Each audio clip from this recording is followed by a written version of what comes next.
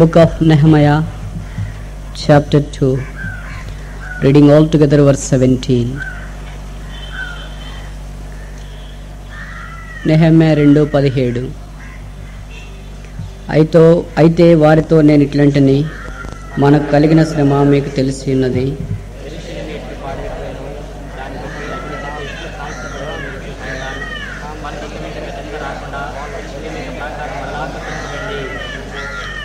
మరొకసారి చూద్దాం.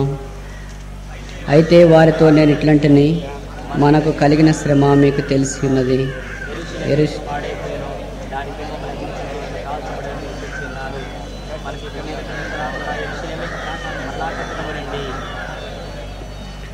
మరలా కట్టుదము రండి. Come let us build. దేవుడు సార్వభౌమాధికారం కలిగిన వాడు. శాశ్వత కాలం మొదలుకొని శాశ్వత కాలం వరకు కాలములను సమయములను తన ఆధీనమందు ఉంచుకుని ఉన్నాడు. ఆ కారణాన దేవుని చిత్తములో ఉన్న తన ప్రజలు ఆయా పొరపాట్లను బట్టి తప్పిపోయినప్పుడు దేవుడు తన దాసులతో చేసిన అనాదికాల వాగ్దానము చొప్పున వారిని సమకూరుస్తూ వస్తున్నాడు. అది దేవుని గంభీరమైన ప్రణాళిక. ఆయా సందర్భాలలో దేవుని ప్రజలు చాలా దురవస్థలో ఉన్నప్పుడు దేవుడు కరుణించి కొంతమందిని లేపుతూ వచ్చాడు. దేవుని యొక్క వాగ్దానము నెరవేర్చబట్టకు అవకాశం లేదని అబ్రహాము విచారవదనుడై ఎండవేడిమిన గుడారం మీద కూర్చున్నప్పుడు దేవుడు దర్శించి అబ్రహాము శారాయిని ఆశీర్వదించాడు. వారిద్దరి ద్వారా ఒక మాంసపు ముద్దను బయటికి తీసుకుని వచ్చాడు. పేరు ఇస్సాకు. దేవుని వాగ్దానములో నెరవేర్పు ఇస్సాకు ద్వారా మనం చూడవచ్చు. 430 ఏళ్ళు ఇశ్రాయేలీలు బానిసత్వంలో ఉన్నప్పుడు, విడుదల లేకుండా, శ్రమ నుండి విరుగుడు లేకుండా బాధపడుతూ ఉన్నప్పుడు అమ్రాము యాకోబేదు అనే సామాన్యమైన దంపతుల ద్వారా దేవుడు ఒక మాంసపు ముద్దను బయటికి తీసుకుని వచ్చాడు. పేరు మోషే. ఇశ్రాయేలీల మధ్యలో దేవుని వాక్యము లేక అంధకారంలో కొట్టిమిట్టాడుతున్నప్పుడు సామాన్యమైన తృణీకరించబడిన హన్నా గర్భములో నుండి దేవుడు ఒక మాంసపు ముద్దను బయటికి తీసుకుని వచ్చాడు. పేరు సమూయేలు. ఇశ్రాయేలీలు రాజు లేకుండా, సరైన గురి నడిపించేవారు లేకుండా జీవిస్తున్న దినాల్లో దేవుడు యెషయాని జ్ఞాపకం చేసుకుని ఒక మాంసపు ముద్దను బయటికి తీసుకుని వచ్చాడు. పేరు దావీదు. దేవుడు బబులోన్లో ఇశ్రాయేలీలు దాదాపు 70 సంవత్సరాలు బందీలుగా ఉండటం కొనిపోబడినప్పుడు దేవుడు ఒక కుటుంబాన్ని జ్ఞాపకం చేసుకున్నాడు. పేరు అఖల్య, అతని భార్య. వారిద్దరిని ప్రేమించి ఇశ్రాయేలీల క్షేమము కొరకై ఒక మాంసపు ముద్దను బయటికి తీసుకుని వచ్చాడు. పేరు నెహెమ్యా. దేవుని ప్రజలైన ఇశ్రాయేలీలు బంధకాల్లో ప్రలాపిస్తూ ఉన్నప్పుడు వారికి ఆదరణ పురికొల్పు కొరకాయి దేవుడు ఒక మాంసపు ముద్దను బయటికి తీసుకుని వచ్చినాడు. పేరు యెహెజ్కేలు. మలాకి మొదలుకొని మత్తయి దాకా దాదాపు 400 సంవత్సరాలు వాక్యము లేక, వెలుగు లేక, అంధకారములో దోబుచులాడుతూ ఉండగా దేవుడు కరుణాసంపన్నుడై ఉండి గొడ్రాలైన ఎలిజబెత్ను దర్శించి ఒక మాంసపు ముద్దను బయటికి తీసుకుని వచ్చాడు. పేరు బాప్తిస్మిచ్చి యోహాను. మానవునికి రక్షణ లేకుండా, పరలోకం అంటే తెలియకుండా జీవిస్తున్న దినాల్లో దేవుడు ఒక కన్యకను దర్శించి ఒక మాంసపు ముద్దను బయటికి తీసుకుని వచ్చాడు. పేరు యేసు క్రీస్తు ప్రభు. దేవుని అనాదికాల సంకల్పాలు ఎంత దొడ్డవి. ఆది కాండం మొదలుకొని ప్రకటన గ్రంథము దాకా తన పేరు పెట్టబడిన ప్రజలు చీకటిలో మ్రగ్గుతూ ఉన్నప్పుడు వారిని విడిచిపెట్టలేదు. కరుణా సంపన్నుడైన దేవుడు ఇస్సాకును తెచ్చాడు. కృపావాత్సల్యత కలిగిన దేవుడు మోషేని తీసుకొచ్చాడు. ప్రేమ మూర్తి అయిన దేవుడు సమూయేలును బయటికి తెచ్చాడు. రాజులకు రాజైన ప్రభు దావీదును ఉద్భవింపచేశాడు. యెరూషలేమును కట్టు సమర్థుడైన యెహోవా నెహెమ్యాను బయటికి తీసుకుని వచ్చినాడు. ప్రవక్తల కంటే గొప్పవాడైన దేవుడు యెహెజ్కేలును బయటికి తీసుకుని వచ్చాడు. యోహాను, యేసుక్రీస్తు ప్రభువులు మన జీవితాలను ఎంత ఆత్మ సంబంధమైన విధానంలో తీసుకుని వచ్చారో మనంతా బాగా ఎరుగుదము. అదే బబులోన్లో ఇశ్రాయేలీలు రాజుల 2వ గ్రంథం ప్రకారం వాక్యంలో మనం చూసినప్పుడు 25వ అధ్యాయము మొదటి 21 వచనాల్లో వారు ఎలాంటి స్థితిలో బంధించబడి చెరగా కొనిపోబడ్డారో రాయబడినది. బబులోను రాజు నెబుకద్నెజరు వారిని బంధించి ప్రాకారమును పడగొట్టి గుమ్మములను కాల్చి పరికరములను తీసుకొని బందీలుగా మనుషులను చేతబట్టుకొని బబులోను దేశానికి వెళ్ళాడు. ఇక అయిపోయింది. ఇశ్రాయేలీల ఆశలు భగ్నమైపోయాయి.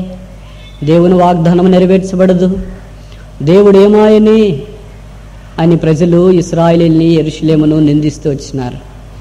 అయితే దేవుడు హనన్యాను అకల్యాను కరుణిస్తాడని, అతని ద్వారా ఒక నెహెమ్యా వస్తాడని, ఆయన ఇశ్రాయేలీల ప్రజలకు నాయకుడు అవుతాడని, ఆయన దేవుడు బలపరిచి యెరూషలేమును కట్టడానికి పూనుకుంటాడని, తిరిగి యెరూషలేముకు మునుపటి మహిమ వస్తుందని శరీర సంబంధమైన మనుషులు ఊహించలేకపోయారు. అది దేవుని అపరిమితమైన జ్ఞానము, అది దేవుని సార్వభౌమ అధికారము. కనుక దేవుడు మానవులమైన మన విషయమై ఎంత పట్టింపు కలిగి ఉన్నాడో ఈ వాక్యాలు మనకు అర్థం చేస్తూ ఉన్నాయి. హకల్య అనగా హిడన్, దాచబడినవాడు అని అర్థము. దాచబడినవి బైబిల్లో 5 ప్రాముఖ్యమైన సంగతులు ఉన్నాయి. మొదటిది, దేవుడు దాచబడి ఉన్నాడు. God is hidden. యోహాను 1:18 ప్రకారము ఏ మనుష్యుడును ఏ నరుడును దేవుని ఎన్నడను చూచి ఉండలేదు, చూడలేడు, చూచి బ్రతకలేడు. అయితే యేసుక్రీస్తు ప్రభువే ఆ దేవుని మనకు బయలుపరిచాడు. కనుక యోహాను 1:18 ప్రకారము గాడ్ ఈజ్ హిడన్, దేవుడు దాచబడి ఉన్నాడు. ఆ తర్వాత ఎఫెసీ 5:32 ప్రకారము చర్చ్ ఈజ్ హిడన్, సంఘము దాచబడి ఉన్నది. ఈ మర్మము గొప్పది. నేను క్రీస్తుని గురించి, సంఘమును గురించి ఈ మాట సెలవిస్తున్నాను అని పౌలు ఉద్ఘాటించాడు. మూడవది, పరలోక రాజ్యము దాచబడి ఉన్నది. Kingdom of heaven is hidden. మత్తయి సువార్త 13వ అధ్యాయము 34వ వచనము మనం చూస్తే అక్కడ ఆ మాట వ్రాయబడినది, పొలములో దాచబడి ఉన్నది. నాలుగవది, బిలీవర్స్ ఆర్ హిడన్, విశ్వాసులు దాచబడి ఉన్నారు. 83వ కీర్తన 3వ వచనంలో చూస్తే మరుగుజొచ్చిన నీ ప్రజలు అనే మాట తెలుగులో వ్రాయబడినది. ఇంగ్లీష్లో హిడన్, దాచబడిన అనే మాట వాడుతూ వచ్చారు. ఐదవదిగా ఆఖరిగా చూస్తే సెకండ్ కమింగ్, రెండవ రాకడ దాచబడినది. మార్కు 13:35లో మనం చూస్తే ఏ సందర్భాన, ఏ క్షణాన, ఏ దినాన, ఏ గడియలో దేవుడు వస్తాడో మనకు తెలియదు కనుక మెలకువగా ఉండుడి అని జ్ఞాపకం చేయబడింది. కనుక బైబిల్లో ఈ 5 విషయాలు దాచబడి ఉన్నాయి. దేవుడు దాచబడి ఉన్నాడు, సంఘము దాచబడినది, పరలోక రాజ్యము దాచబడినది, విశ్వాసులు దాచబడి ఉన్నారు, ఆయన రాకడ దాచబడినది. హకల్య అంటే ఈ 5 అంతల దాగుదల ఆయనలో కనిపిస్తుంది. ఈ 5 అంతల దాగుదల కలిగిన వ్యక్తిలో నుండి బయటికి ఒక మాంసపు ముద్ద వచ్చింది, పేరు నెహెమ్యా. వారు ఆ దినాల్లో బబులోన్లోనికి బందీలుగా కొనిపోబడ్డారు. హకల్య బబులోన్లో బందీగా ఉన్నప్పుడే తన కుమారుడు జన్మించినాడు. స్వేచ్ఛ లేని ఈ బబులోను దేశంలో శేషమైన మాకు తిరిగి ఏంటి కుమారుడు? ఎందుకొరికి మాంసపు ముద్ద? ఎవరి కొరకు పెంచాలి? పెరిగిన తర్వాత ఈ కుమారుడు ఏమవుతాడు అనే రకరకాల ఊహలతో హకల్య మనస్సు నింపబడి ఉండగా అకల్యాకి ఏం పేరు పెట్టాలో తెలియలేదు. అయ్యో, ఇలాంటి దుస్థితిలోనికి మేము వస్తామే అని ఆలోచిస్తున్నప్పుడు దేవుడు హకల్యాను ఆదరించాడంట. ఆ కారణాన ఆ మాంసపు ముద్దకు అకల్య నెహెమ్యా అని పేరు పెట్టాడు. గాడ్ ఈజ్ మై కంఫర్ట్, దేవుడే నా ఆదరణ. అలాంటి బంధకములో ఉన్న దేశంలో దేవుడు ఆదరిస్తాడా? ఏకాకిగా ఉన్నప్పుడు దేవుడు దర్శిస్తాడా? చెరలో ఉన్నప్పుడు దేవుడు సహాయం చేస్తాడా అనే కొన్ని ప్రశ్నలకు జవాబు నెహెమ్యా గ్రంథంలో మనం చూస్తూ రావచ్చు. ఇలాంటి స్థితిలో నెహెమ్యా ఇప్పుడు బయటికి వచ్చాడు. నెహెమ్యా అంతయ్యాడు ఇంతయ్యాడు, చక్కగా చదువుకున్నాడు. నెహెమ్యా ఒక అందాల రాశి, అద్భుతమైన యవనస్తుడు, చాలా వాక్చాతుర్యం కలిగిన వాడు, అపర చాణిక్యుడు, వాక్యములో దిట్ట, దైవాంశ సంభూతుడు, దేవుని యందు భయభక్తులు కలిగిన వాడు. ఇలాంటి వాడు వృద్ధి అవుతుండే కొలది ఆయనకు రాజు యొక్క అంతఃపురంలోకి ఉద్యోగం ఖాళీ ఏర్పడింది. ఆ ఉద్యోగానికి నెహెమ్యా అప్లై చేస్తే నెహెమ్యా అన్యుడని, అంటే ఇశ్రాయేలీయుడని, బంధకంలో ఉన్నవాడని సాధారణంగా నిరాకరించాల. అంతఃపురంలో ఉద్యోగానికి కేవలము బబులోన్లో ఉన్న వారిని మాత్రమే తీసుకుంటారు. ఉదాహరణకి అమెరికా వైట్ హౌస్ ఉందనుకో, అక్కడ ఉద్యోగం చేయాలంటే మనలాంటి వాళ్ళని తీసుకుంటారా? సాధారణంగా తీసుకోరు. కారణం ఏంటంటే అది ఎంతో కాన్ఫిడెన్షియల్ వింగ్, ఎంతో రహస్యంతో కూడుకున్న బాధ్యతలు అక్కడ ఉంటాయి. కనుక ఆ దేశంలోనే చాలా నమ్మదగిన వారిని మాత్రమే వైట్ హౌస్లో పనిచేయటానికి తీసుకుంటారు. అలాగే మరి బబులోన్ దేశంలో నెహెమ్యా ఉన్న దినాల్లో ఈ షూషోను కోటలో పనిచేయటానికి నెహెమ్యా ఎందుకు తీసుకోబడ్డాడు?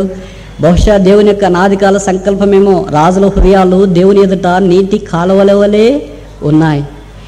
అన్య పరదేశంలో, కాని ప్రాంతంలో, కాని దేశంలో తనకు రాజు అంతఃపురంలో ఉద్యోగమా? ఇది మానవాతీతమైనదిగా తోస్తున్నది. అయితే దేవుడు కరుణా సంపన్నుడు గనక యోసేపును ఫరో అంతఃపురంలో ఉంచినట్లు, మోషేను ఫరో యొక్క సంస్థానంలో ఉంచినట్లు, ఎస్తెరును రాజు యొక్క ఆ రాణిగా తయారు చేసినట్లు, దానియేలును బబులోన్లో ప్రధానమంత్రిగా ఉంచినట్లు దేవుడు నెహెమ్యాను షూషోను కోటలో రాజుకు పాత్ర అందించే స్థానంలో ఉంచుతూ వచ్చినాడు.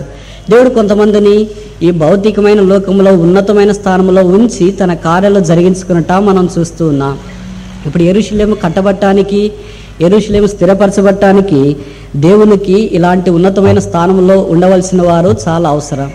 నెహెమ్యా ఉద్యోగం లేనప్పుడు, తండ్రి యొద్ద ఉన్నప్పుడు ఎలాంటి భక్తి కలిగి ఉన్నాడో, తనకు ఉద్యోగం వచ్చిన తర్వాత అంతఃపురంలో ఉన్నా కూడా తన భక్తిలో మార్పు లేదు. దేవుని కొరకు కలిగిన తృష్ణలో, వాంఛలో ఎలాంటి తగ్గుదల లేనివాడుగా మనం చూస్తున్నాం. ఆ కారణాన అంతఃపురంలో ఉన్నప్పుడు అదొక అద్భుతమైన ఉదయకాలం. తనకెంతో పరిచయమైన కొంతమంది సహోదరులు, తనకిష్టమైన సహోదరుడు ఆ ప్రాంతంలో నుండి బయలుదేరి, అనగా ఇశ్రాయేలు దేశం లేదా యెరూషలేము నుండి బయలుదేరి ఈయన చూడటానికి వచ్చారు, బంధువులు కదా అని. చూసిన తర్వాత మామూలుగా మనం కబుర్లు మాట్లాడుతూ ఉంటాం. ఏంటి కబుర్లు చెప్పు? బహుశా నెహెమ్యా ఏంటి కబుర్లు చెప్పు అని అడగలేదు. నెహెమ్యా అడిగిన రెండు ప్రాముఖ్యమైన విషయాలు వాక్యంలో గ్రంథస్థం చేయబడ్డాయి. 2వ వచనము, నెహెమ్యా గ్రంథము 1వ అధ్యాయము 2వ వచనము. నా సహోదరులలో హనానీయను ఒకడును, యూదులలో కొందరును వచ్చిరి. చెరపట్టబడిన శేషంలో తప్పించుకున్న యూదులను గూర్చియు యెరూషలేమును గూర్చియు నేను వారిని అడగగా. రెండే అడిగాడు, శేషించబడిన యూదులు, రెండవది యెరూషలేము. మొదటిది పీపుల్, రెండవది ప్లేస్. ఈ రెండు విషయాలు విశ్వాస యొక్క హృదయంలో ప్రగాఢమైన ముద్ర వేసేవిగా ఉండాలని నెహెమ్యా మనకు జ్ఞాపకం చేస్తున్నాడు. ఇక్కడ వ్రాయబడిన మాట ఏంటంటే, ఒకడును యూదులలో కొందరును వచ్చిరి. యూదులు అనే మాట బైబిల్లో చాలా ప్రాముఖ్యమైనది. ఇది మొట్టమొదట ఎజ్రా గ్రంథంలో వాడబడింది. ఎజ్రా గ్రంథము 4వ అధ్యాయము 12వ వచనం. తమ సన్నిధి నుండి మా యొద్దకు వచ్చిన యూదులు యెరూషలేమునకు వచ్చి తిరుగుబాటు చేసి ఆ చెడు పట్టణమును కట్టుచున్నారు. యూదులు, జ్యూ అనే మాట బైబిల్లో ఆదికాండం మొదలుకొని ఎజ్రా దాకా వాడబడలేదు. యూదా దేశస్థులు, యూదా వంశస్థులు ఇదే మాటలు వాడబడ్డాయి, కానీ జ్యూస్, యూదులు అనే మాట ఇక్కడే వాడబడింది. ఏ సందర్భం అది? యెరూషలేమును కట్టే సందర్భం. కనుక యూదులైన వారు మొట్టమొదట యెరూషలేము మందిరాన్ని కట్టే విషయంలోనే ప్రస్తావనలోనికి వచ్చారు. అంతకుముందు ప్రస్తావనలో లేరు. కనుక యెరూషలేమును కట్టే విషయంలో యూదులు ప్రస్తావనలోనికి తీసుకురాబడ్డారంటే యూదులైన వారికి యెరూషలేముకు ఎంత అవినాభావ సంబంధం ఉన్నదో మనకు జ్ఞాపకం చేస్తుంది. ఇంకొక మాటలో చెప్పాలంటే యూదులు, యెరూషలేము జోడు గుర్రాలు, ప్రాణమిత్రులు, శ్రేష్ఠ ఈవులు. ఆ స్థితిలో వారున్నారు. ఆ కారణాన యూదుల యొక్క ప్రాశస్త్యత ఎంత గొప్పదో నెహెమ్యా ఎరిగిన వాడై ఉండి ఆ ప్రజలను గురించి మాట్లాడుతున్నారు. ఎవరు శేషించిన వారు? రాజులు 2వ గ్రంథము 25వ అధ్యాయము. రాజుల 2వ గ్రంథము 25వ అధ్యాయము 10వ వచనం. మరియు రాజదేహ సంరక్షకుల అధిపతి యొద్దనున్న కల్దీల సైనికులందరినూ యెరూషలేము చుట్టూనున్న ప్రాకారములను పడగొట్టిరి. పట్టణమందు మిగిలి ఉండిన వారిని, బబులోను రాజు పక్షమున చేరిన వారిని, సామాన్య జనులలో శేషించిన వారిని రాజదేహ సంరక్షకుల అధిపతి అయిన నెబూజరదాను చెరగొనిపోయిన గాని 12వ వచనం. వ్యవసాయదారులను, ద్రాక్ష తోట వారును ఉండవలనని దేశపు బీద జనములో కొందరిని ఉండనిచ్చెను. ఎవరు శేషించిన వారు? బీద జనం అంట. బైబిల్లో ఈ మాట వాడబడింది. మోస్ట్ పవర్టీ స్టికన్ పీపుల్, నిరుపేదలైన వారు శేషించి ఉన్నారు.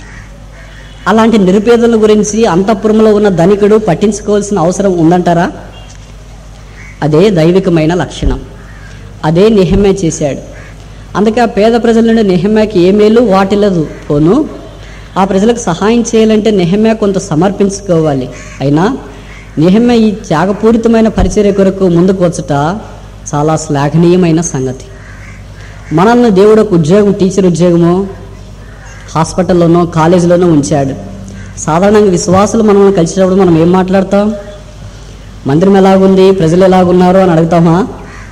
అది కాకుండా ఇంక అన్నీ అడుగుతాం. ఏం చేస్తావు, ఎక్కడున్నావు, ఎంతమంది పిల్లలు, ఎంత సంపాదించావు, ఎంత కూడబెట్టావు, ఎన్ని నగలు తయారు చేసావు, ఇవన్నీ అడుగుతాం. కానీ అవసరమైనది మనం అడగకపోవట చాలా విషాదకరమైన సంగతి. నేను ఖచ్చితంగా చెప్పగలను, నెహెమ్యా అంత సాంఘిక ఉన్నత స్థానంలో ఉన్న వాళ్ళు బహుశా ఇక్కడ ఎవరు లేరు. అయినా నెహెమ్యాకు దేవుని విషయంలో బీదలైన వారు కనిపించారు.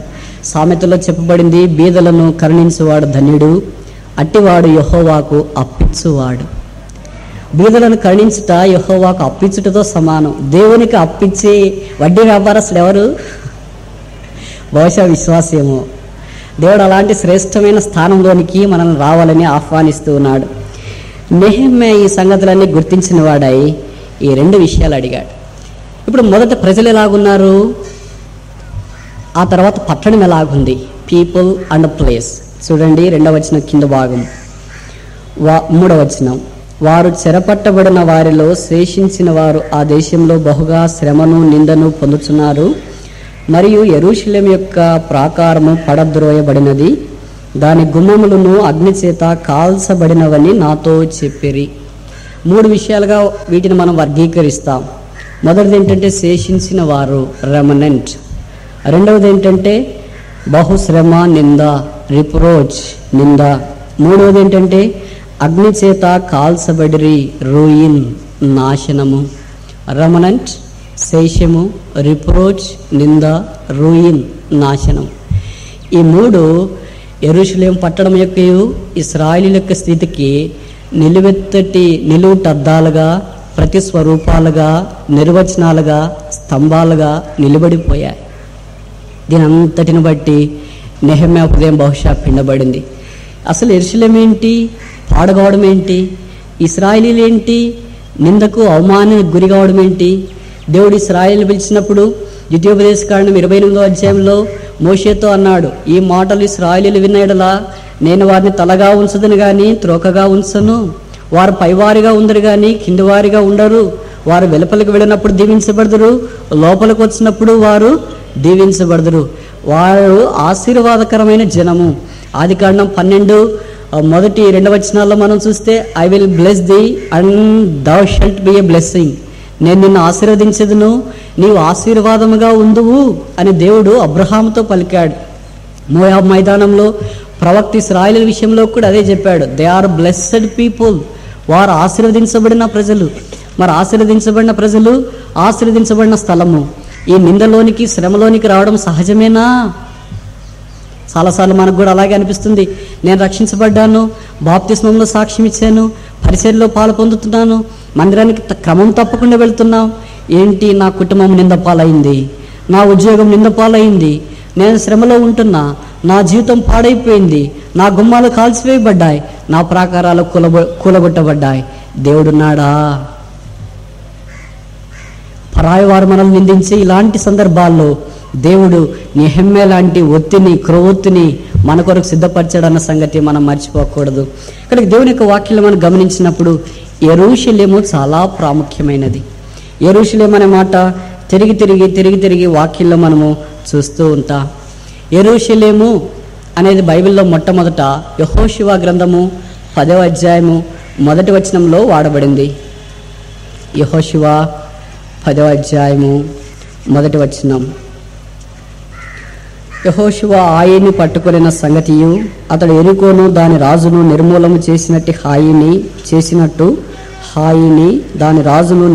చేసిన సంగతియు గిబియోను నివాసులు ఇశ్రాయేలీయులతో సంధి చేసుకుని వారితో కలిసి కొనిన సంగతియు యెరూషలేము రాజు అయిన యెరూషలేము అనే మాట ఇక్కడ కనిపిస్తుంది బైబిల్లో మొట్టమొదట. యెరూషలేము అంటే మనందరికీ బాగా తెలుసు. జెరు అంటే సిటీ, పట్టణము. షాలేం అంటే పీస్, సమాధానము అని అర్థం. సమాధాన పట్టణం. 10వ అధ్యాయం 1వ వచనం యెహోషువలోనే మొదట ఎందుకు కనిపించింది? అంతదాకా కనిపించవచ్చు కదా. 10వ అధ్యాయానికి లేదా యెహోషువ గ్రంథానికి వచ్చినప్పుడు ఇశ్రాయేలీయులు దేవుడు వారి కొరకై అబ్రహాముతో చేసిన స్వాస్థ్య భూమిలో వారు అడుగుపెట్టారు. ఎవరైతే స్వాస్థ్యంలోనికి ప్రవేశించారో వారికి యెరూషలేము అనే మాట వినిపిస్తుంది. ఆ దేవుని యొక్క స్వాస్థ్యమైన క్రీస్తులోనికి రావాలని దేవుడు మనల్ని కోరుతున్నాడు. ఒకవేళ ఉదయకాలం నీవు కూడా కట్టబడే అనుభవంలోనికి రావాలని కోరితే, దేవుడు నిన్ను కూడా కట్టాలని నీవు సంకల్పిస్తే, ఈ యెరూషలేములోనికి అడుగుపెట్టడానికి ముఖ్యంగా స్వాస్థ్యంలోనికి వచ్చావా, యెహోషువ గ్రంథంలోనికి వచ్చినావా, ఆత్మ సంబంధముగా కడగబడ్డావా, పాపాలు క్షమించబడ్డాయా, జీవితం మార్చబడిందా, యేసుక్రీస్తు ప్రభు యొక్క ప్రేమను నీవు రుచించినావా, సెలవులో యేసు ప్రభు వారు నీ కొరకై చనిపోయి సమాధి చేయబడి తిరిగి 3వ దినాన్ని లేచాడు అనే గంభీరమైన సత్యాన్ని నీవు నమ్ముతున్నావా? అలాగైతే స్వాస్థ్యము నీదే, అలాగైతే యెహోషువ గ్రంథము నీదే, అలాగైతే కనాను నీదే, అలాగైతే ఆశీర్వాదం నీదే. అలాంటి వారికి యెరూషలేము అనే మాట దేవుడు చెవులకు గింగురమనేటట్లు వినిపించాలని కోరుతూ ఉన్నాడు. అది మొదలుకొని యెరూషలేము అనే మాట పాత నిబంధనలో 600 సార్లు 600 టైమ్స్ వ్రాయబడింది. దేవుడు, యెహోవా ఈ 2 మాటల తర్వాత పాత నిబంధన గ్రంథంలో విస్తారముగా వ్రాయబడిన మాట ఒక్కటే, అదే జెరూసలేం, సమాధానకరమైన పట్టణం. దేవునికి ఆ పట్టణం అంటే వల్లమారిన ప్రేమ, గొప్ప అనుభూతి, అచంచలమైన విశ్వాసం. దేవునికి అచంచలమైన విశ్వాసం కలిగిన పట్టణం, దేవుడు ఇష్టపడే పట్టణం, దేవునికి వల్లమాలిగా ప్రేమ కలిగిన పట్టణం ఎందుకు పడద్రోయబడింది? నేనంటే కూడా దేవునికి ఇష్టమంటే కదా, నన్ను కూడా దేవుడు ప్రేమిస్తాడట కదా, నన్ను కూడా రక్షించుకున్నాడు, నన్ను నడిపించాడు కదా, ఎందుకు నా జీవితం ఈ దినాన బద్దలైంది? యెరూషలేము సకల భూమికి సంతోషకరమైన పట్టణం అని 48వ కీర్తనలో రాయబడింది.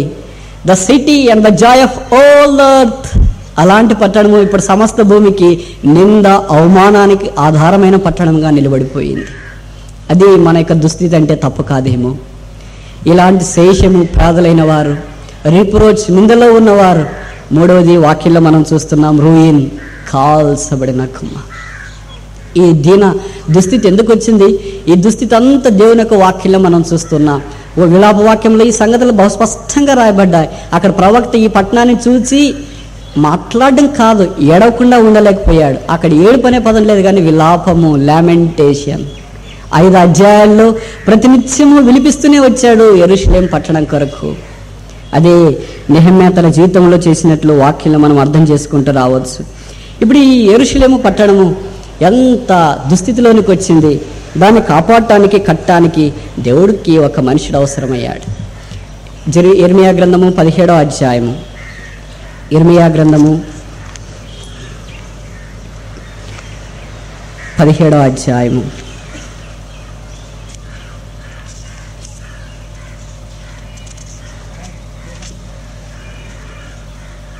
27వ వచనం ఆఖరి భాగం.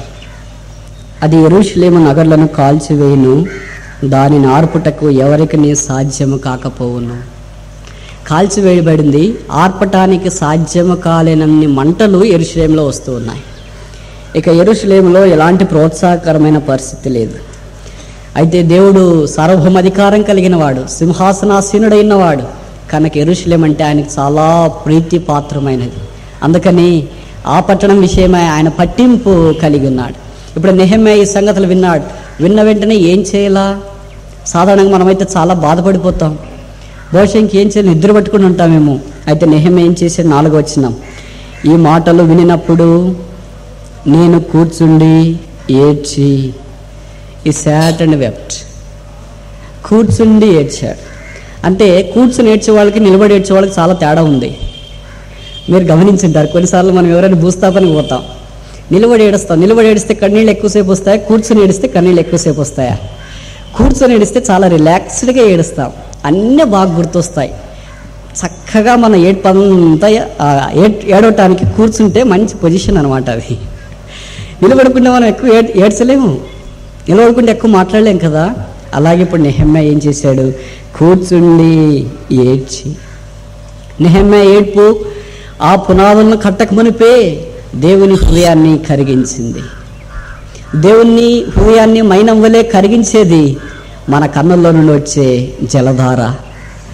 ఆ ఏడ్పు ఇంతదాకా బహుశా ఇశ్రాయేలీయులు ఉన్నారేమో, ఎవరు ఏడ్చలేదేమో, కట్టబట్టడానికి ఎవరు పూనుకోలేదేమో, ఇదిగో ప్రభువా నేను కడతానని ఎవరు ఏడవటానికి ముందుకు రాలేదేమో. ఇలాంటి ఉద్యోగంలో ఉన్న వ్యక్తికి, నెలకి జీతం వస్తున్న వ్యక్తికి ఏడుపు అనేది వస్తుందంటారా?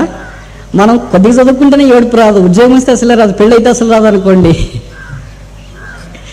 నెహెమ్యాకి ఏడుపు వచ్చింది. దేన్ని బట్టి ఏడుపు వచ్చింది? కొన్నిసార్లు మనం మందిరానికి వస్తాం, ప్రార్థనలు ఏడుస్తాం. దేన్ని బట్టి వస్తుంది?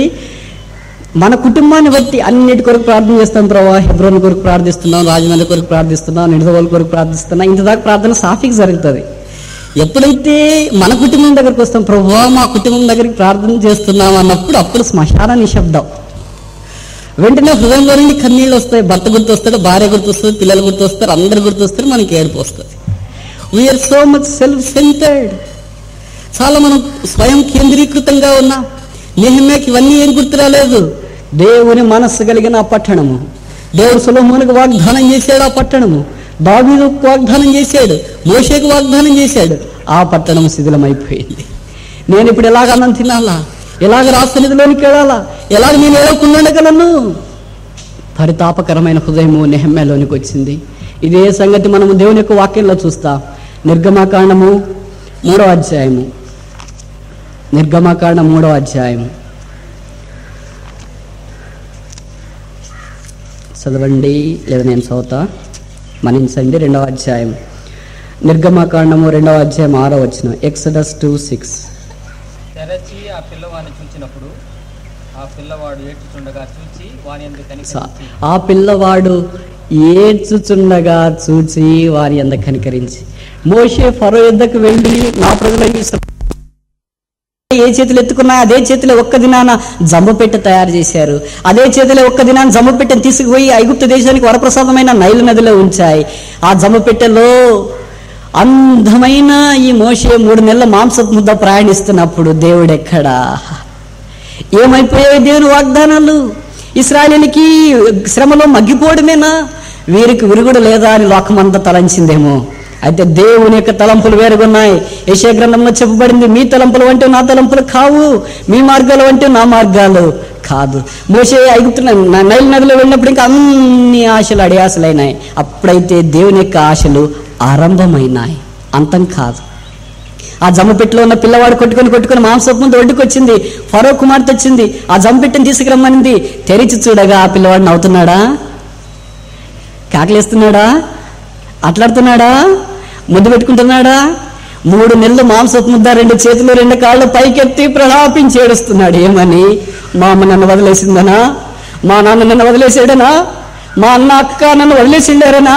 నేను ఏకాకిగా దిక్కు మాలిన వాడికి ఇక్కడ నిలబడిపోయానన్నా? కాదు. నేను అనుకుంటా, మోషే అది నా ఏడ్చింది ఎందుకంటే 430 ఏళ్ళుగా ఇశ్రాయేలు శ్రమలో మగ్గిపోతుంటే వారిని విడిపించే నాదుడు కరువయ్యాడా? దేవుని వాక్యం లేకుండా, ధర్మశాస్త్రం లేకుండా, దేవుని మందిరం లేకుండా ఐగుప్తులో ఫరోక దానిసత్వంలో ముగ్గుతున్న వారికి దేవుని వాక్యం తీసుకుని వచ్చే ప్రవక్త లోపించాడా? దేవుని నివాస స్థలమైన ప్రత్యక్ష గుడారాన్ని కట్టడానికి ఒక మానవుడు దేవునికి కరువయ్యాడా? దేవుని ప్రజలైన వారికి అద్భుతాలు సూచక్రియలు జరిగించే వారిని ఐగుప్తు దేశంలో నుండి విడిపించిన తర్వాత పాలస్తీనా స్వాస్థ్యంలో ప్రవేశించడానికి ఒక నాయకుడు దేవునికి కరువయ్యాడా? అయ్యో! యెహెజ్కేలు విలాప వాక్యంలో ప్రలాపించక మునిపే, నెహెమ్యా 1వ అధ్యాయంలో ఏడవక మునిపే, మోషే 3 నెలల ప్రాయంలో మాంసము ముద్దగా ఉన్నప్పుడే జమ్మపెట్టెలో ఏడ్చాడంటే తప్పంటావా? నీకు నాకు దేవుని మందిరం అంటే, దేవుని ప్రజలంటే ఏమి భారం ఉంది, ఏమి త్యాగం ఉంది? 3 నెలల మాంసం ముందు స్వార్థం కొరకు, పాల కొరకు, తల్లిదండ్రుల కొరకు ఏడవాలి కదా? కాదే. ఈ వెప్ట్ ఫర్ ద పీపుల్, ఈ వెప్ట్ ఫర్ ద ప్లేస్. దేవుని ప్రజల కొరకు ఏడ్చాడు, దేవుని స్థలం కొరకు ఏడ్చాడు. నీ సంగతి నా సంగతి ఏంటి? దేవుడు ఏడ్చేవారు కావాలని దేవుని యొక్క వాక్యంలో కోరుతున్నట్లు మనం చూస్తున్నాం. మోషే ఆ దినాన్ని ఏడ్చిన కారణం చేత దేవుడు ఆ కన్నీటి ద్వారా ఫరో యొక్క రాజకుమార్తె లేదా రాకుమార్తె యొక్క హృదయాన్ని కరిగించి వేశాడు. ఆ దినాన్ని విమోచన కార్యం ఆరంభించబడింది. ఆ దినాన్ని ఆత్మీయంగా చెప్పాలంటే ఇశ్రాయేలీయులు ఎర్ర సముద్రం దాటి, యోర్దాను దాటి కనాన్లో ప్రవేశించారు. ఆ దినాన్ని ఇశ్రాయేలీయుల మధ్యలో దేవుడు ప్రత్యక్ష గుడారాన్ని ఏర్పాటు చేశాడు. ఆ దినాన్ని దేవుడు ఇశ్రాయేలీయులకు వాగ్దానం ఇచ్చాడు. ఆ దినాన్ని దేవుడు మోషేకు ప్రత్యక్షమై వాక్యం లేదా ధర్మశాస్త్రము ఆజ్ఞలిచ్చినట్లు ఆ దినాన్ని చేశాడు. ఆ జమ్ము పెట్టెల్లో 3 నెలల మాంసపు ముద్ద ఏడ్చిన ఏడ్పు బైబిల్లో ఎంత చరిత్ర రాయటానికి పూనుకుందంటే నమ్మదామా? మనం దేని కొరకు ఏడుస్తున్నా?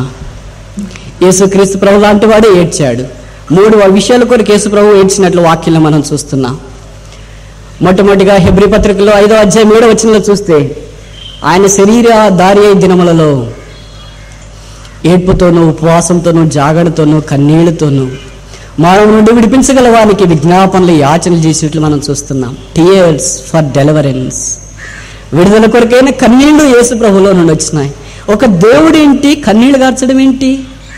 అదే బైబిల్లో ఉన్న దేవుడైన యేసుక్రీస్తు ప్రభు యొక్క శ్రేష్టమైన లక్షణం. ఆయన మానవుల వల్లే కన్నీళ్లు కార్చే దేవుడు. ఇలాంటి దేవుడు ఉన్నాడన్న సంగతి ఎప్పుడైనా నువ్వు విన్నావా?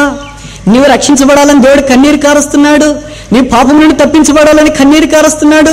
శాపం నుండి మరలాలని కన్నీరు కారుస్తున్నాడు. మానవులో పాతాళంలో జోక్కుండా ఉండాలని కన్నీరు కార్చే దేవుడు ఉన్నాడు. ఆయన పేరే యేసుక్రీస్తు ప్రభు. అంతటితో ఆగిపోలేదు ఆయన కన్నీరు. ఆ తర్వాత దేవుని యొక్క వాక్యంలో మనం చూస్తే లూకా సువార్త 19వ అధ్యాయం 41-42 వచనాలకు వస్తే, ఆయన యెరూషలేమును చూచినప్పుడు దానికి కలగబోయే తీర్పును చూచి జ్ఞాపకం చేసుకుని దాని విషయమై ఏడ్చి అని బైబిల్లో మనం చూస్తాం. ఈ టీయర్స్ ఆఫ్ డెస్ట్రక్షన్, దానికి వినాశనం కలగబోతుంది, రాయి మీద రాయి లేకుండా పడగొట్టబడతాయి, ఇంత నాశనంలోకి వస్తుంది యెరూషలేము అని దేవుడు ఏడ్చినట్లు మనం చూస్తాం. ఇది మనకు దేని కొరకు కన్నీళ్ళు వస్తున్నాయి?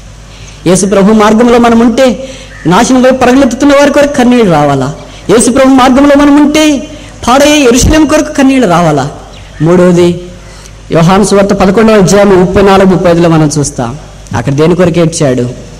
లాజరు చనిపోయినప్పుడు అక్కడికి వెళ్ళి జీసస్ వెప్ట్, యేసు కన్నీళ్లు విడిచిండు అనే మాటలు మనం చూస్తాం.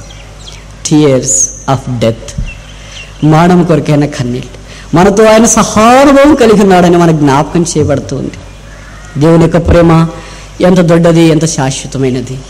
మనుషులు రక్షించబడాలని ఏడ్చే దేవుడు, మనుషులు కట్టబడాలని ఏడ్చే దేవుడు, మనుషుల యొక్క మానం చూసి ఏడ్చే దేవుడు. బహుశా ఆయన అక్కడ ఏడ్చడానికి నేను అనుకుంటే ఒకటి గుర్తొచ్చిండొచ్చు.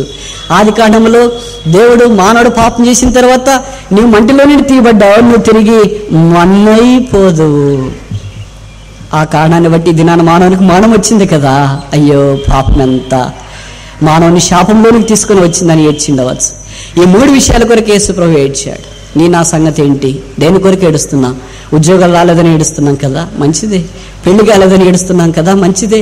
పిల్లలు సెటిల్ కాలేదని ఏడుస్తున్నాం కదా, మంచిదే. పరిస్థితులు బాగలేవని ఏడుస్తున్నాం కదా, మంచిదే. ట్రాన్స్ఫర్ లేదని ఏడుస్తున్నావు కదా, మంచిదే. శరీరంలో ఆరోగ్యం లేదని ఏడుస్తున్నావు కదా, మంచిదే. అయితే శ్రేష్టమైనది ఒకటి ఉంది, ఉన్నతమైనది ఒకటి ఉంది, అత్యున్నతమైనది ఒకటి ఉంది. అదే శేషించిన పేద ప్రజలైన ఇశ్రాయేలీయులు, అదే పాడైపోయిన యెరూషలేము. యెరూషలేము విషయమై దేవుడు తన వాగ్దానాలు నెరవేర్చుకోవటానికి అచంచలమైన ఉద్దేశం కలిగి ఉన్నాడు. నేను మధ్యలో అమెరికాలో ఉన్నప్పుడు అక్కడ ఒక ఆర్గనైజేషన్ చూశాను, ఇంటర్నేషనల్ అసోసియేషన్ ఫర్ జ్యూస్. యూదుల కొరకు వారు అంతర్జాతీయ సమైక్య ఒకటి ఏర్పాటు చేసినారు. వాళ్ళ పని ఏంటంటే, చెదిరిపోయిన యూదులు రష్యాలో ఉన్నా, చైనాలో ఉన్నా, ఇండియాలో ఉన్నా, జపాన్లో ఉన్నా, ప్రపంచంలో ఇస్రాయల్ దేశం వదిలి ఎక్కడైతే చెదిరిపోయారో వారందరినీ యెరూషలేములోని ఇంకో మాటలు చెప్పాలంటే ఇస్రాయల్ దేశానికి చేర్చాలని. ఎలాగ చేర్చాలా? చాలామంది పేదలు కదా, ఇక్కడ వాక్యంలో రాయబడింది. ఇప్పుడు కూడా పేదరికం ఉంది చాలామందిలో, నిరుపేదలు. అలాంటి వారు రావటానికి కూడా వారికి విమానం ఛార్జీలు లేవు. వచ్చిన తర్వాత చాలామందికి భాష తెలియదు, హెబ్రీ భాష. అంతకుముందు ఎప్పుడో నేర్చుకున్నారు, మర్చిపోయారు వాళ్ళ తల్లిదండ్రులు వారంతా. కనుక వారిని తీసుకురావటానికి ఒకవేళ అమెరికాలో ఉన్నారనుకో, రష్యాలో ఉన్నారనుకో, చైనాలో ఉన్నారనుకో, అక్కడ హెబ్రీ భాష కలిగి నేర్చుకున్న ఇస్రాయల్ దేశం నుండి టీచర్స్ని కొంతమందిని పంపించి వారికి అక్కడ 6 నెలలు క్లాసులు ఇప్పించి భాష నేర్పించి సంగతులన్నీ ఇస్రాయల్ ఎలా ఉన్నాయో నేర్పించి అక్కడి నుండి వారిని తీసుకుని వస్తారు. ఒక్కొక్కరిని తీసుకురావటానికి $350 అంటే దాదాపు 20,000 ఖర్చు అవుతుంది. ఒక్క వ్యక్తిని ప్రపంచంలో ఏ భాగం నుండి అయినా ఇజ్రాయెల్ దేశానికి తీసుకురావడానికి 20,000 ఖర్చు అవుతుంది. ఇప్పుడు వాళ్ళ పని ఏంటంటే నెలకు కనీసము 300 మందినైనా ఇజ్రాయెల్కి తీసుకురావాలని. ఈ గంభీరమైన పని కొరకు వారు పట్టుబట్టి కంకణం కట్టుకుని ఉన్నారు. ఎందుకు మీరు ఇది చేస్తున్నారంటే వాళ్ళు అన్నారు, దేవుని వాగ్దానం నెరవేర్పులో మేము నెహెమ్యా వలె భాగం తీసుకోవాలి. దేవుని వాగ్దానం నెరవేర్పు విషయంలో మేము దానియేలు వలె భాగం తీసుకోవాలి. ఆ దినాన్ని నెహెమ్యా అంతఃపురంలో ఉన్నట్లు అక్కడే ఉండిపోయింది. ఈ దినాన్ని ఇశ్రాయేలీయులు యెరూషలేం కట్టబడి ఉండేది కాదు. దానియేలు అక్కడే ఉండింటే ఇశ్రాయేలీయులకు క్షేమం ఉండేది కాదు. కనుక మేము అమెరికాలో ఉన్నంత మాత్రం భద్రంగా ఉన్నాము, ఆరోగ్యంగా ఉన్నాము, అధిక సంపదలో ఉన్నామని కాదు. మాతో పాటు ఆశీర్వాదంలోనికి తీసుకురాబడే ఇశ్రాయేలుని ప్రపంచంలో నలుమూలల్లో నుండి వారిని ప్రోగు చేసి ఇశ్రాయేలు దేశానికి వారిని నడిపేసి, బహుశా మనం ఆ పని మనం చేయకపోవచ్చు, ఆ పని చేయడం మనకు కష్టమే కావచ్చు. అయితే మనము సమీపంలో చేయగలిగే పనులు కొన్ని ఉన్నాయి కదా. అదే మన మధ్యలో ఉన్న ఇశ్రాయేలులకు పోలిగ్గా ఉన్న విశ్వాసుల విషయమై పట్టించుకొనుట. రెండవది మన మందిరాల గురించి భారము తీసుకొనుట. వాటి కొరకై నెహెమ్యా ఏడ్చినట్లు వాక్యాలు మనం చూస్తాం. ఎన్ని రోజులు ఏడ్చాడు? 1 రోజు, 2 రోజుల, 3 రోజుల?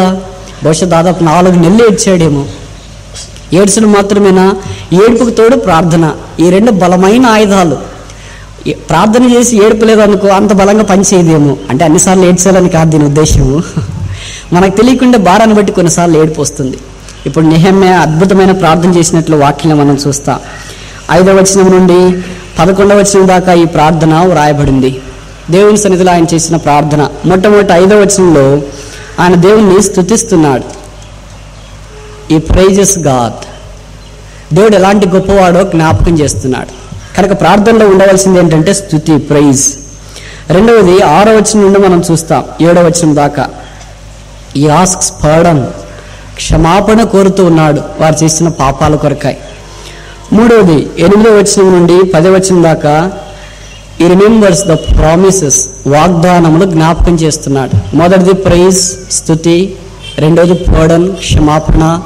మూడవది ప్రామిస్, వాగ్దానం. 4వది ఇంకా మనం కింద చూస్తే 11వ వచనంలో ప్రార్థన, ప్రేయర్. ఏంటి చేసిన ప్రార్థన? కొన్నిసార్లు మనం ప్రార్థన చేస్తుంటాము, ఏం చేస్తుంటామో మనకే తెలియదు, దేని కొరకు చేసామో మనకే తెలియదు. అందుకే బహుశా మన ప్రార్థనకు శక్తి లేదేమో. ఎన్నో మనం ప్రయత్నించాం, ఏం జరగలేదేమో. కారణం ఏంటంటే మనకు సరైన విధానంలో ప్రార్థన చేయడం తెలియదేమో.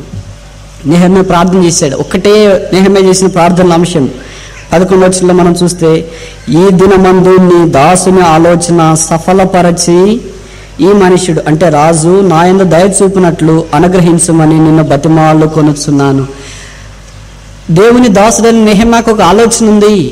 ఆ ఆలోచన ఏంటంటే పాడైపోయిన ప్రాకారాలు కట్టాలి, ప్రాకారం కట్టాలి, కాల్చబడిన గుమ్మాలు తిరిగి నిర్మించాలి.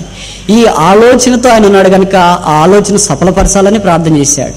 రెండవది ఆ మనుషుడు నా యందు దయ చూపినట్లు ప్రార్థన, అంటే లీవ్ కొరకు ప్రార్థన చేశాడు. మనం ఏం చేస్తాం? ఫస్ట్ లీవ్ కొరకు ప్రార్థన చేస్తాం, ఆ తర్వాత మనం చేసే పని కొరకు మనం ప్రార్థన చేస్తాం. ఈయన అలాగే ప్రార్థన చేయలేదు. First prayed for the council, తనలో ఉన్న ఆ ఆలోచన నెరవేర్పు కొరకు ప్రార్థన చేశాడు. రెండవది ఈ ప్రేయిడ్ ఫర్ ద కింగ్, రాజు కొరకు ప్రార్థన చేసినట్లు వాక్యం మనం చూస్తున్నాం. కనుక ప్రార్థన చాలా బలమైన సంగతి. ఎప్పుడు మనం ప్రార్థన చేయాలా, ఎలా ప్రార్థన చేయాలా? అసలు మనకు ప్రార్థన చేయడం వచ్చా అని 11వ అధ్యాయము మొదటి 2 వచనాల్లో శిష్యుల్లో ఒకడు యేసు ప్రభు దగ్గరికి వచ్చి, ప్రభువా మాకు ప్రార్థన నేర్పుము, lord teach us to pray. అంటే శిష్యులకు 3.5 సంవత్సరాలు యేసు ప్రభుతో తిరిగిన వాళ్ళకి ప్రార్థన రాదని అర్థమా? అపోజిట్ పౌలు రోమా పత్రిక రాస్తుంటాడు, మనం ఎలాగో ప్రార్థన చేయాలో ఎరగము కానీ. అంటే పౌలుకు కూడా ప్రార్థన రాదంట, నిజమా? పౌలుకే ప్రార్థన రాకపోతే, శిష్యులకే ప్రార్థన రాకపోతే మనకు ప్రార్థన వచ్చంటారా? కనుక ప్రార్థన నేర్చుకోవాల్సిన అవసరం ఉంది. శిష్యులు అదినాన్ని అన్నారు, యేసు ప్రభువా మాకు ప్రార్థన నేర్పించము, టీచ్ us to pray. వాళ్ళు ఏమి ఇలా కోరలేదు, ప్రభువా మాకు బోధ నేర్పించు, పాటలు నేర్పించు, వాయిద్యాలు నేర్పించు, లీడింగ్ నేర్పించు, సేవ నేర్పించు. అవన్నీ ప్రార్థన చేయడం తప్పని నేను చెప్పట్లేదు, అవన్నీ అవసరమే. స్వస్థపరిచేది నేర్పించు, దయలు పోగొట్టేది నేర్పించు, రొట్టెలు రాళ్ళగా మార్చేది నేర్పించు, రాళ్ళు రొట్టెలుగా మార్చేది నేర్పించు. ఇవన్నీ మాకు నేర్పించిన వాళ్ళు అడగలేదు, ప్రభువా మాకు ప్రార్థన నేర్పి. ప్రార్థనలో అంత బలమైన శక్తి ఉందని వారు గుర్తించినారు. అందుకని దేవుని వాక్యంలో మనం అనేక ప్రార్థనలు చూస్తూ రావచ్చు. మనందరికీ చాలా పరిచయమైన ఒక్క ప్రార్థన మాత్రం మనం చూసి ముగించడానికి ప్రయత్నిస్తాం. రాజుల మొదటి గ్రంథము 17వ అధ్యాయం. ఇక్కడ మనకు పరిచయమైన ఏలియా ప్రవక్త ఉన్నాడు, చాలా గొప్పవాడు. ఈయన ప్రార్థన మాత్రమే కొత్త నిబంధనలో పరిశుద్ధాత్ముడు యాకోబు ద్వారా కోట్ చేశాడు. ఏలియా మన వంటి స్వభావం గల మనుష్యుడే, అయితే వర్షింపకూడనట్లు అతడు ఆసక్తితో ప్రార్థన చేయగా వర్షింపలేదు. అతడు మరలా ప్రార్థన చేయగా ఆకాశం వర్షమిచ్చెను, భూమి తన ఫలం ఇచ్చింది. కనుక ఈ ఏలియా ప్రార్థన చాలా ప్రాముఖ్యమైనదిగా మనం గుర్తించవచ్చు. మొదటి 17-19లో ప్రార్థన చేశాడు. ఇక్కడ ఒక చనిపోయిన చిన్న పిల్లవాడు ఉన్నాడు, వానికి జీవం కావాలా. ఆ తల్లి ఏలియా దగ్గరకు వచ్చి ప్రాధేయపడింది. ఏలియా ఆ పిల్లవాడిని మేడగద మీద తీసుకెళ్ళి అక్కడ నిలబెట్టి, లేదా అక్కడ ఆ పిల్లవాడిని పరుండబెట్టి, ఆ పిల్లవాడి మీద తాను పారజాపుకొని, అంటే ముఖం మీద ముఖము, చేతుల మీద చేతులు, కాళ్ళ మీద కాళ్ళు, పొట్ట మీద పొట్ట పెట్టుకొని ప్రార్థన చేశాడు. ఈ ప్రేయర్ ప్రైవేట్లీ, రహస్యంగా ప్రార్థన చేసినాడు. కొన్నిసార్లు మనము రహస్యంగా ప్రార్థించవలసిన వారమైనా. దేని కొరకు రహస్యంగా ప్రార్థన చేసినాడు? ఈ ప్రేయర్డ్ ప్రైవేట్లీ ఫర్ ద లైఫ్, జీవం కొరకు ప్రార్థన చేశాడు. మరణంలో ఉన్నాడు ఆ పిల్లవాడు, జీవంలోనికి ఇప్పుడు రావాలా. కనుక ఈ పిల్లవాడు జీవంలోనికి వచ్చినట్లు సహాయం చేయ ప్రభువా అని ప్రార్థన చేశాడు. ఈ ప్రార్థన చేయడానికి ధైర్యం ఉందంటారా? అంతదాకా చనిపోయిన వారు ఎవరైనా ప్రార్థన చేస్తే లేచారా? బైబిల్లో ఇంతవరకు చనిపోయిన తర్వాత ప్రార్థన చేస్తే ఎవరు లేచినట్లు వాక్యంలో లేదు. This is the first record of the resurrection return in the Bible. బైబిల్లో చనిపోయిన తర్వాత ఒక వ్యక్తి ప్రార్థన చేస్తే తిరిగి జీవంలోనికి, పునరుత్థానంలోనికి వచ్చిన మొట్టమొదటి సందర్భం బైబిల్లో ఇదే. అంతదాకా పిల్లలు లేకపోతే ప్రార్థన చేస్తే పిల్లలు అయ్యారు. అలాంటి ప్రార్థన చేయడం చాలా సులభం అనిపిస్తుంది మనకి. ఎందుకంటే అప్పుడే అబ్రహాం చేశాడుగా, ఇస్సాకు చేశాడుగా, యాకోబు చేశాడుగా, ఇక మనం చేయొచ్చులేని అనుకుంటాం. అయితే చనిపోయిన వారి కొరకు అంతకుముందు ఎవరు ప్రార్థన చేయలేదు. ఎర్ర సముద్రం పాయలుగా కావడానికి ప్రార్థన చేయడం సులభమే, ఎందుకంటే మోషే చేశాడు, దేవుడు అలా జరిగించాడు. సూర్యుని నాపడము, చంద్రుని నాపడం సులభమే. దేవుడు అన్నాడు నరుని వంటి ప్రార్థన దేవుడు అంతకుముందు కానీ ఆ తర్వాత కానీ ఎప్పుడు వినలేదంట. అయినా యెహోషువ ద్వారా జరిగించబడింది కనుక ఈ దినాల్లో ఒకవేళ అలాంటి ప్రార్థన చేయడానికి అవకాశం ఉంది, ఎందుకంటే ఇంతకుముందు వాళ్ళు చేశారుగా. అయితే ఇంతకుముందు చనిపోయిన వారు ఎవరు బ్రతకలేదు, ఇదే మొట్టమొదటి కనుక ఏలియాకి ఎంత విశ్వాసం వచ్చిందో తెలియదు. మోషే చేయలేని ప్రార్థన, యెహోషువ చేయలేని ప్రార్థన, దావీదు చేయలేని ప్రార్థన, సొలొమోను చేయలేని ప్రార్థన, నెహెమ్యా చేయలేని ప్రార్థన ఈ ఏలియా చేయటానికి పూనుకున్నాడు. This is a prayer of faith. విశ్వాసానికి ఎంతగా ఉన్నతమైన చూడండి. చాలాసార్లు మనం ఏమనుకుంటాం, ఈ ప్రార్థన ఎవరు చేశారబ్బా, ఎలాగ బాగా అవుద్ది? మనకి ఏదైనా రోగం వచ్చిందనుకోండి, అక్క ప్రార్థన చేసుకోండి, ఎవరికి బాగా అవుతుంది బ్రదర్ ప్రార్థన చేస్తే? మనం we want all the time evidence. మనకు కొన్ని రుజువులు కావాలా. రుజువులు దొరికితే తప్ప మనం ప్రార్థన చేయటానికి పూనుకోం. ఏలియాకు ఎలాంటి రుజువు లేదు, నెహెమ్యాకు ఎలాంటి రుజువు లేదు. అంతదాకా ప్రార్థన చేసి దేవుని మందిరాన్ని తిరిగి పునర్నిర్మించిన వారు ఎవరు లేరు. అయినా నెహెమ్యా కూర్చుండి ఏడ్చి ప్రార్థన చేశాడు. ఏలియా అదే చేశాడు. ఈ prayer privately for the life. దేవుడు ఏలియా ప్రార్థన ఆలకించినాడు, జీవాన్ని పైనుండి కిందికి పంపించినాడు. ఆ పిల్లవాడు జీవము కలిగిన వాడై తిరిగి లేచాడు. What amazing miracle! ఎంత అనూహ్యమైన ఆశ్చర్యక్రియ ఇది. చూసిన వాళ్ళకంతా కళ్ళు వింటేం బహుశా ఏంటి మన దగ్గరికి వస్తున్నవాడు సామాన్యమైన దైవజనుడు అనుకున్నామే, భోంచేసి ప్రార్థన చేసి వెళ్ళిపోయే రకం అనుకున్నామే. కాదు, he can bring the life out of death. మరణంలో నుండి జీవాన్ని కూడా ఆయన బయటికి తీసుకుని రావడానికి సమర్థుడైన ప్రవక్త. That is the power of prayer. దేవుడి దినాల్లో భూ సంబంధమైన మానసికంగా చనిపోయిన వారిని జీవంలోనికి తీసుకురమ్మని కోరట్లేదు, కానీ ఆత్మీయంగా అనేకులు దేవుని యొక్క వాక్యానికి వలపడ్డ చనిపోయి రగ్గిపోతున్నారు. అలాంటి వారిని అనేకులు మన దగ్గరికి తీసుకుని వస్తున్నారు. మన ఇంట్లో ఉన్నారు, మన ఇరుగు పొరుగు, మన ఇంటి ముందు, మన వెనక, మన ఆఫీసులో, మన ప్రాంతంలో వారు ఉన్నారు. వారి కొరకే నీవు నేను రహస్యంగా ఏమని ప్రార్థన చేస్తున్నాం? We have to identify ourselves. మనం వారితో పాటు ఏకీభవించుకోవాలా. ఆ పిల్లవాడి యొక్క ముఖం మీద ముఖము, చేతుల మీద చేతులు, కాళ్ళ మీద కాళ్ళు, పొట్ట మీద పొట్ట ఏకీభవించి ఎలాగ ఏలియా ప్రార్థన చేశాడు. మనము కూడా ఆత్మీయంగా చనిపోయిన వారితో ఏకీభవించి ప్రార్థన చేయవలసిన ఈ ప్రార్థనా పరిచర్య కొరకై పిలువబడుతున్నా. కుటుంబంలో ఇంకా చాలా మంది రక్షించబడలేదు. అయ్యో, బహుశా దీనికి కారణం ఒకటే, ప్రార్థన కావచ్చు. ఇంతదాకా మనం ఎన్నో ప్రయత్నం చేసాము, కట్టబడలేదు, వారు రక్షణలోనికి రాలేదు. ఈసారి ఎందుకు ప్రయత్నం చేయకూడదు? ఈ దినము నెహెమ్యా ద్వారా మనకు దేవుడు అనుగ్రహించే గుణపాఠం ఏంటంటే, కూర్చుండి ఏడువో, సిట్ అండ్ వీప్. ఇంతదాకా ఎన్నో చేశావు, అయితే ఈ దినాన్ని కూర్చుండి ఏడ్చి ప్రలాపించి ఐక్యపరచుకుని ప్రార్థన చేయి. ఈ ప్రైవేట్లీ రహస్యంగా ప్రార్థన చేశాడు. రెండవది దేని కొరకు ఆయన ప్రార్థన చేశాడు? 18:36-37 అగ్ని కొరకు ప్రార్థన చేసినట్లు వాక్యం మనం చూస్తున్నాం. కర్మేలు పర్వతం యొద్ద అన్యులైన బయలుదేవతను వెంబడించే వారందరినీ పిలిపించాడు. ఎన్నాళ్ళ మట్టుకు? How long do you all between two opinions? ఎంతకాలం మీరు రెండు తలంపుల మధ్యలో ఉంటారు? యెహోవా దేవుడైతే ఆయన సేవించుడి. ఆ పిలుపు ప్రతిస్పందించి అందరూ వచ్చినారు. కర్మల దగ్గర వారు చేరారు. వారు బయలుదేవత మనుషులంతా ఉదయం నుండి సాయంకాలం దాకా కేకలేశారు. అయితే జీవం లేదని వారికి అర్థమైపోయింది. అంతదాకా ఆకాశంలో నుండి అగ్ని దిగి బలిని దహించి వేసినట్లు వాక్యం మనం చూడము. సొదొమ గొమొర్రా మీదకి అగ్నిగంధకాలు దిగి పట్టణాన్ని పాడు చేసినట్లు చూస్తాం, కానీ దహన బలి మీద లేదా కట్టెల మీద ఉన్న మాంసాన్ని దహించి వేసినట్లు బహుశా ప్రత్యక్ష చూడాల సందర్భాల్లో చూడవచ్చు. అది బహుశా ఎవరికి కనిపించలేదేమో. ఇక్కడ అందరి ఎదుట ఏలియా చూపించాలా. ఏలియా నిలబడ్డాడు, ఇదే ప్రార్థన చేసినాడు. ఈ ప్రేయిడ్ పబ్లిక్లీ, ఇప్పుడు బహిరంగంగా ప్రార్థన చేశాడు. ఈ prayed publicly for the fire. అగ్ని కొరకు ప్రార్థించాడు. ప్రభువా, మా మధ్యలోనికి అగ్ని దిగిరమ్ము. అగ్ని వస్తేనే ప్రజలను మండిస్తుంది. ఆ మంటలో ప్రజలు ఏమవుతారో చూస్తూ ఉన్నారు. ఈ మంట మోషేకు నిర్గమకాండం 3వ అధ్యాయంలో పొదలో కనిపించిన కారణం చేత మోషే 40 ఏళ్ళు ఆ దేవునికి ఏక మనస్సు కలిగిన వాడుగా జీవించినట్లు వాక్యం మనకు జ్ఞాపకం చేస్తుంది. మనం ఈ దినాల్లో దేని కొరకు ప్రార్థన చేస్తున్నాం? ఈ మంట కొరకు చేస్తున్నామా? మూడవది, ఈ ప్రేయిడ్ ఫర్ రెయిన్, వర్షం కొరకు ప్రార్థన చేశాడు. చూడండి, ఇక్కడే మనం చూస్తే 18:43 మొదటిసారి ఒకేసారి ప్రార్థన చేస్తే పిల్లవాడు చనిపోయినవాడు స్వస్థితులయ్యాడు.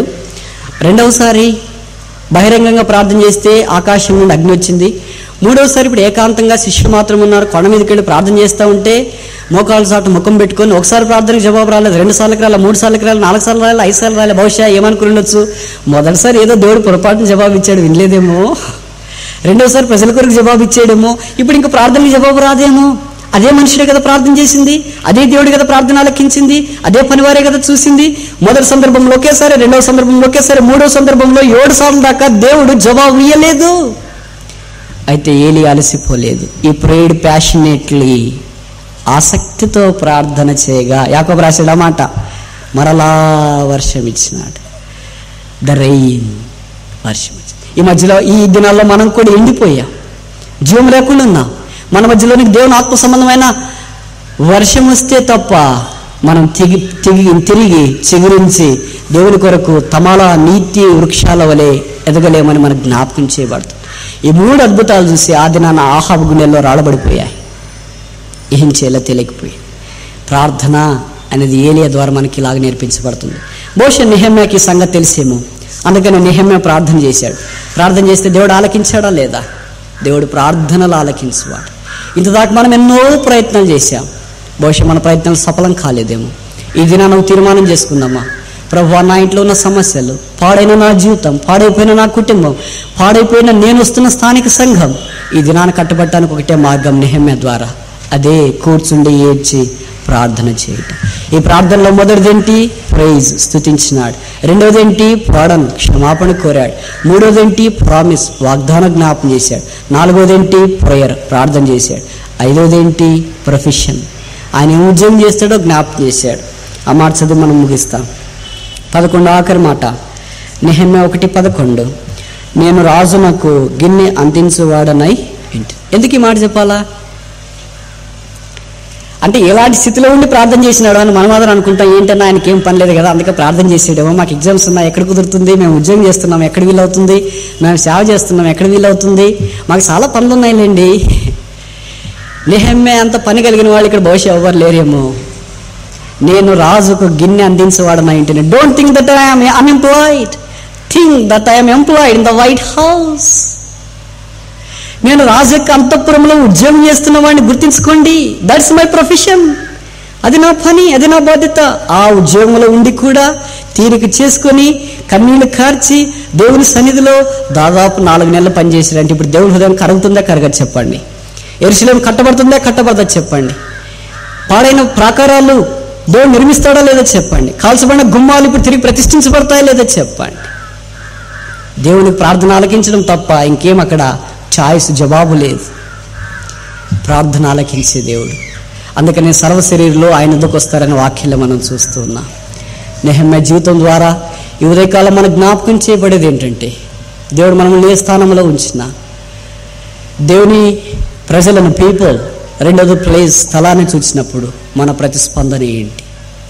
మన పాడైపోయిన కుటుంబాలు కట్టబట్టడానికి ఈ ప్రార్థన మూలమని వాక్యం జ్ఞాపకం చేస్తుంది. ఎలాంటి ఉద్యోగంలో చేస్తున్నా సరే ప్రార్థనకు మినహాయింపు కాదు. రహస్యంగా ప్రార్థన చేస్తాం ఏలియా వలె జీవము కొరకు, ఏలియా వలె బహిరంగంగా ప్రార్థన చేస్తాం అగ్ని కొరకు, ఏలియా వలె ఆసక్తితో ప్రార్థన చేస్తాం వర్షం కొరకు. తద్వారా ప్రజలు కట్టబడి యెరూషలేము ప్రతిష్ఠించబడునుగాక. కట్టుదము రండి.